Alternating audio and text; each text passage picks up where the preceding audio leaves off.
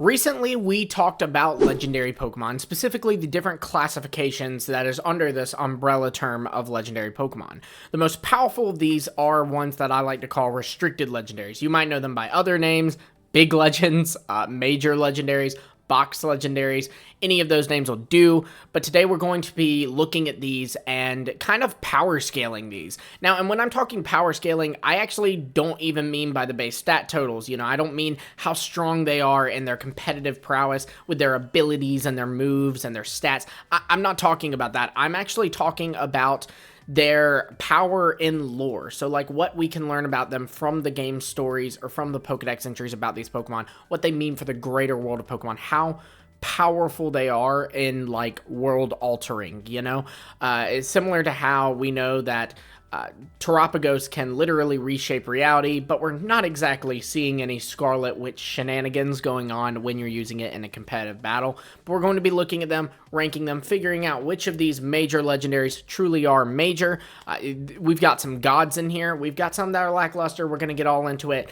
Let's get right in. Welcome back to the Lumiose Post, where we talk about all things Pokemon, and today we're going to be talking about the restricted legendaries and power scaling these guys. Let's get right into it with Gen 1. So Mewtwo was created in a lab by scientists who were ultimately working to create the most powerful Pokemon ever. Now, Mewtwo is interesting because this is an artificially created Pokemon, and yet they somehow managed to create a Pokemon that is capable of Mega Evolution, when in fact its predecessor, the Pokemon it was cloned from, is actually not, at least at the time of recording this video, not capable of Mega Evolution. So this is a pretty cool thing they accomplished here. But in terms of Mewtwo's powers, it's a Psychic-type Pokemon. It's got a lot of really cool powers. It's got telekinesis. It has telepathy.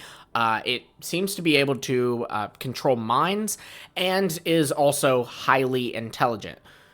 But to be frank, a lot of these traits are kind of just traits of a lot of Psychic Pokemon. So you have your telekinesis. That's any Psychic Pokemon can, use telekinesis. And I'm not talking about the move, but the power to move something with your mind.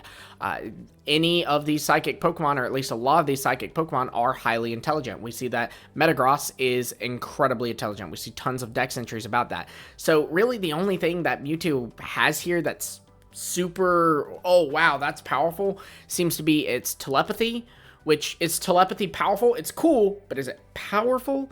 And it's mind control, which actually, even that, you could say, well, there are other Psychic Pokemon that are not legendary at all that have this trait, like Behem or Malamar. So yeah, sure, Mewtwo's a powerful Pokemon, but I think I actually have to put it at the bottom of this scale, where it's just more powerful than your average Pokemon.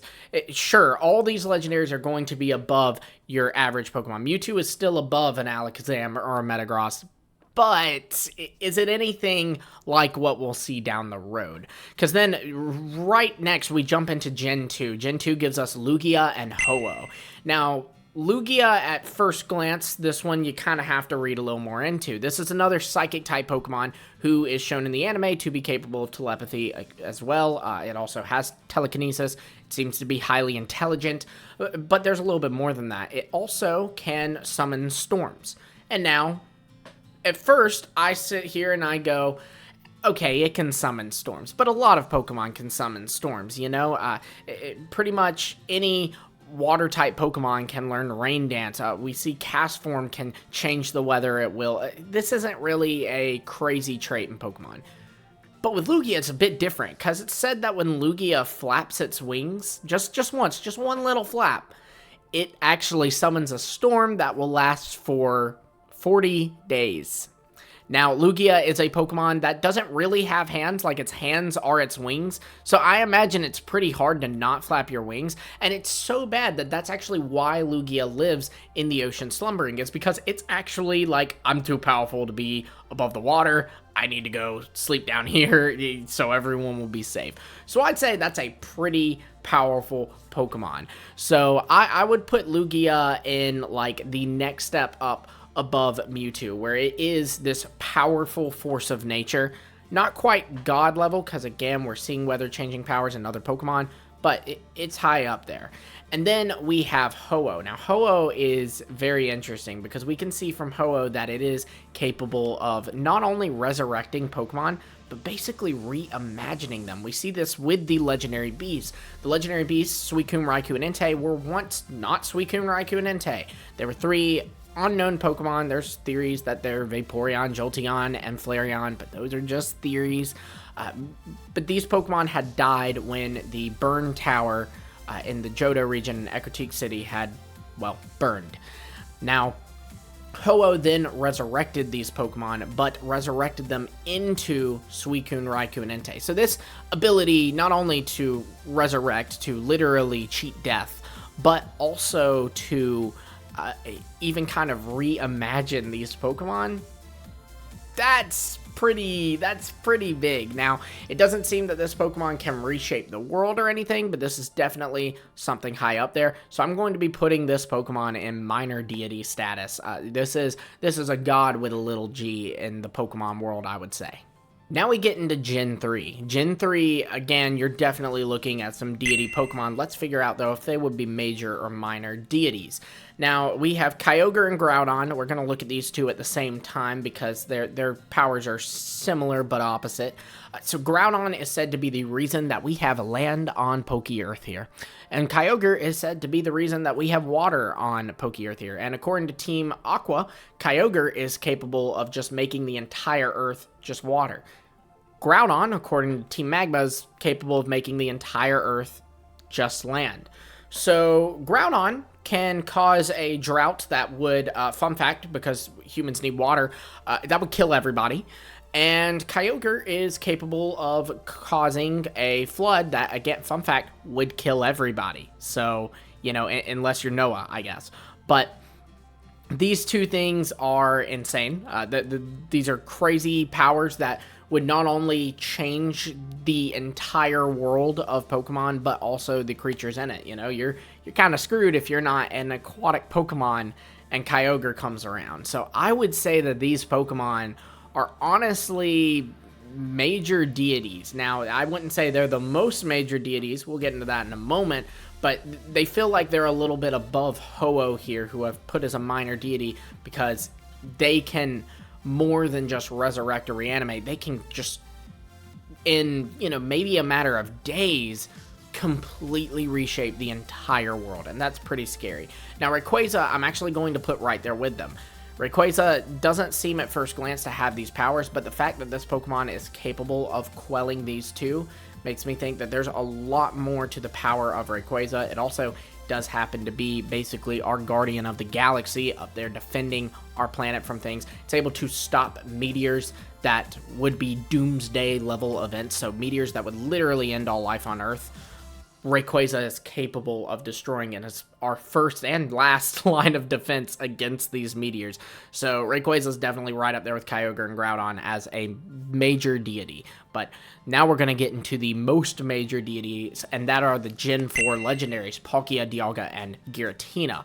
Palkia is the controller of space, Dialga is the controller of time, and Giratina is the controller of antimatter. Now, these are 3 Pokemon that literally shape reality. They are the reason reality exists. They are upholding the fundamental pillars of reality. And they were very likely, if you're looking at Poke lore, the first Pokemon created by Arceus. So there was Arceus, and then right after Arceus, he created these 3. You could argue Mew. It doesn't. I don't want to have that discussion today. The point is that these 3 Pokemon are one of the first and are the reason that the world exists. So they are not just major deities, they are the major deities. Like they're right up there with Arceus. I would include Arceus on this list, but he's not a restricted legendary Pokemon. He is a mythical. So yeah, if you like this video, let me know though.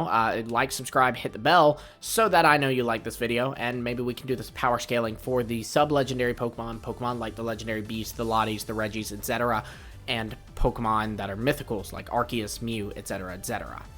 Moving into Generation 5. Generation 5, these Pokemon definitely feel a bit more godly, like in that appearance. You know, they have the same kind of abstract dragon designs that invoke the same vibes, to me at least, as the Gen 4 legendaries. But does their power match up with that? Well, this is kind of awkward to measure because the Gen 5 legendaries, Zekrom, Reshiram, and Kyurem, are 3 parts of a whole. And we've never seen that hole, so we can only kind of speculate on what that original dragon's powers were. We don't really know, so we can't really say, so we have to rank these guys one by one. Now, looking at Reshiram and Zekrom first, these are two Pokemon that are said to be able to turn the entire world into fire or lightning, respectively.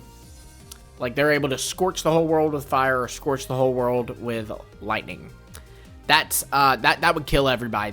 They can cause a doomsday level event immediately at any given point. So definitely going to put these Pokemon as major deities, more in the classification around Kyogre, Groudon, and Rayquaza, where they're threats to reality but are not literally upholding reality like Palkia, Dialga, and Giratina. But yeah, that's pretty powerful. Now, Kyurem, I'm conflicted on Kyurem, if I'm honest, because the Pokedex entries talk about how with Kyurem, it is capable of exceeding the power of Reshiram and Zekrom, but can't because it's frozen body. That seems speculative to me, you know? You have to kind of take the Pokedex with a bit of a grain of salt, right? Because, you know, according to the Pokedex, if you're within, you know, anywhere near Magcargo, like a mile of Magcargo, you burn alive. So clearly there's some wiggle room with the Pokedex, and this feels speculative. That said, Kyurem is shown that with the help of a little device, it is able to take over Zekrom or take over Reshiram. So the confliction here is, like, I kind of want to put them right there with Reshiram and Zekrom. I do think that I'm going to have to move them slightly down into the same category as Ho-Oh, as a kind of minor deity that just, you know, because it needs the human intervention, it needs the DNA splicer to take control of Reshiram or Zekrom. So by itself, Kyurem by itself, since it can't take advantage of this supposed power exceeding Reshiram and Zekrom, I feel like this Pokemon has to stay down here and cannot quite reach this major deity level, but it is a minor deity and a powerful one at that. Now, that said, if this speculation were true and it could take advantage of this power, I think I would be putting it above Zekrom, Reshiram with, like, Kyogre, Groudon, Rayquaza. Gen 6, once again, just immediately right off the bat, we can go ahead and say these are deities. I would even say major deities. Xerneas and Yveltal are life and death, and Zygarde is balance. So while Zygarde's never had its own game, we can kind of assume that Zygarde has the power of these two. It also, in its Pokedex, says that its complete form exceeds the power and is able to overwhelm Xerneas and Yveltal. This doesn't feel as speculative. This feels more like, yeah, we've seen the power that it can do. It can overwhelm. Like, they're saying it more matter-of-factly. And again, it's able to take advantage of this power, whereas Kyurem is not because of its body. So I would put Zygarde pretty high up there with Xerneas and Yveltal. I would put all of these in major deity status. Xerneas is capable of giving life, restoring, you know, that doesn't just mean, you know, people or Pokemon too. That means trees, plants, you know, all those things.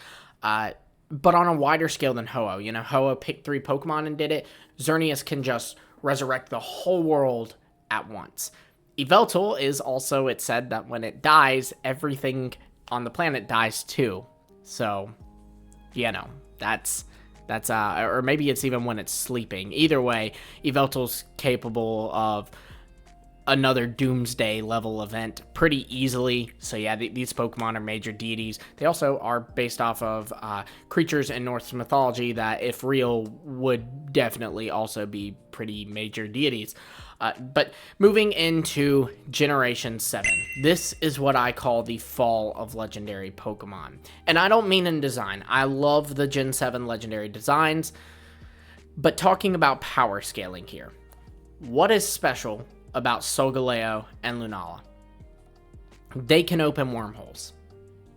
Okay, well, according to the Pokemon lore, wormholes just kind of open by themselves sometimes, and also, according to the anime, Pokemon like Naganadel can actually open wormholes by itself too. So not really special for Solgaleo and Lunala. This just, I don't know, these two just seem like, they're cool Pokemon, but they're not really anything special. So again, I have to throw these two down with Mewtwo. Necrozma, however, is a little bit different. Necrozma is responsible for a gimmick. You know, the Z crystals are said, so Z moves are said to be tied to Necrozma. They're said to be pieces of Necrozma.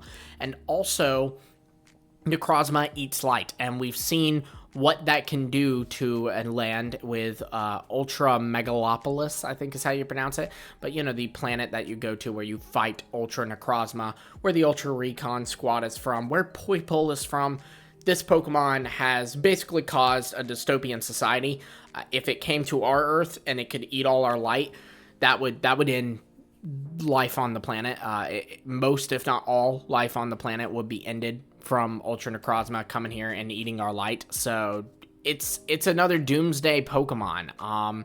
Now, it has to eat the light, so it's not like a power it has, it's just something it can do. Like, it would have to come here and take its time to eat the light, and hypothetically, during that time, someone could go and catch it. So it's not quite like Kyogre and Groudon, where it can just kind of sit there and cause something. You know, it has to be actively going and eating, right? So I feel like it's not quite a level of Kyogre, Groudon, these other Doomsday level event Pokemon. But I'm definitely going to put it in Minor Deity because it is pretty tough, and I wouldn't want to be messing with it. Now, believe it or not, that's actually not all of the Generation 7 restricted legendary Pokemon. We actually also have Cosmog and Cosmoem. These are legendary Pokemon, the same classification as Mewtwo, Rayquaza, Dialga, Palkia, all that. Really just because they evolve into the box legendaries Lunala and Solgaleo.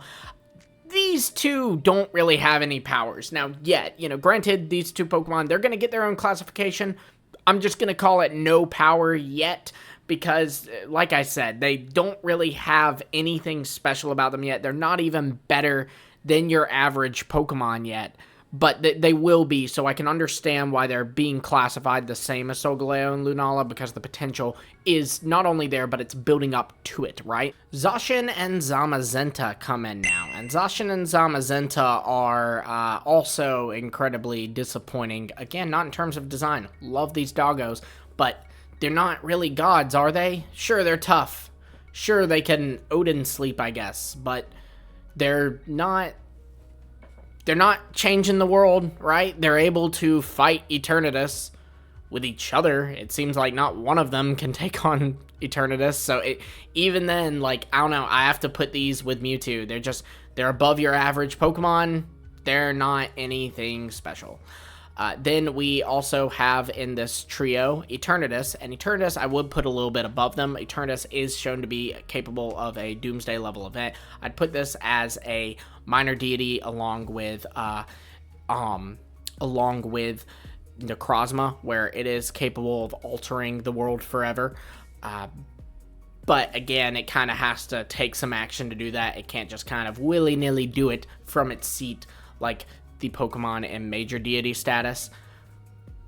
Yeah, Zacian and Zamazenta, I wish they had more powers. They don't really. And then also you could argue that what powers they do have are from a Sword and a Shield that are man-made. So we're kind of looking at a Kyurem situation where you have to put it a step below because it's got some human interference. It on its own ain't all that. But yeah, then we have Calyrex. Calyrex is another, yeah, believe it or not, this is another restricted legendary Pokemon. It seems to be able to mind control with some rain, so again, some human intervention. It's a Psychic-type Pokemon, so it has telekinesis, it has mind control, it has a high intelligence, but it's no different from Mewtwo, really, so it's going in that category as well. And then we get to Scarlet and Violet, where we currently are at the time of recording this video in the Pokemon franchise. And with Scarlet and Violet, we have Koraidon and Miraidon. And now these Pokemon are Pokemon. They're Paradox Pokemon. We don't really know what they're capable of, but they just seem like strong Pokemon. We're not seeing any godlike powers here.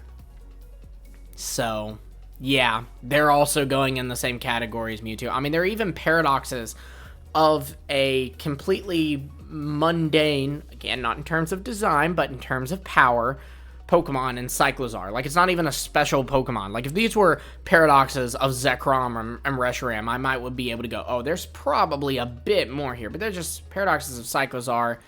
they're not really shown to have any crazy powers. You could argue the abilities are something, but we just don't know because the Pokedex entries about them are pretty vague. So we have to put these Pokemon in the same category as Mewtwo and these others, where they're above your average Pokemon, but they're not deities or the next step up or anything like that. And then lastly, we have Terapagos. Now Terapagos is interesting. Terapagos I would put right there with Lugia. It seems to be capable of bringing in things from other realities, but it seems to have pretty limited control over this power. You also could look at the fact that this is a Pokemon that is shown to be capable of breaking out of a Master Ball. I've never seen Dialga break out of a Master Ball, so you could make the argument there. But no, we're just going to stick with what we know about it, and that it's in its powers and not just it breaking out of the Master Ball. But it's able to bring in things from other timelines, and yes, Paradox Pokemon are from other timelines. It's staying in the game, fight me. But this Pokemon is not anything crazy. It's not really causing a doomsday. It's just able to kind of change up the ecosystem a good bit. So I put it the next step up, but not quite deity level. You could argue, though, that this Pokemon could one day reach that, right? Like, this is basically the Scarlet Witch in Pokemon form. But as of what we've seen right now, I gotta put it lower. If Mega Terapagos comes in Legends EA, we might have to change our pick there, folks. But yeah, be sure to let me know what your power ranking of these Pokemon would be. How do you feel about the state of legendary Pokemon now? You know, I like that we have Terapagos and it feels a bit more big in terms of its scaling. But overall, I've been pretty upset that ever since Gen 7, it feels like legendary Pokemon just don't feel that legendary anymore. But I guess you could argue that makes sense because we're only, you know, teens at best in this game, so us competing against a god is a little much, maybe. I don't know. I want my big world-shaping, reality-shaping, universe-changing Pokemon back. Let me know what you think in the comments below. Like, subscribe, hit the bell for notifications, and until next time, I will see all of you later.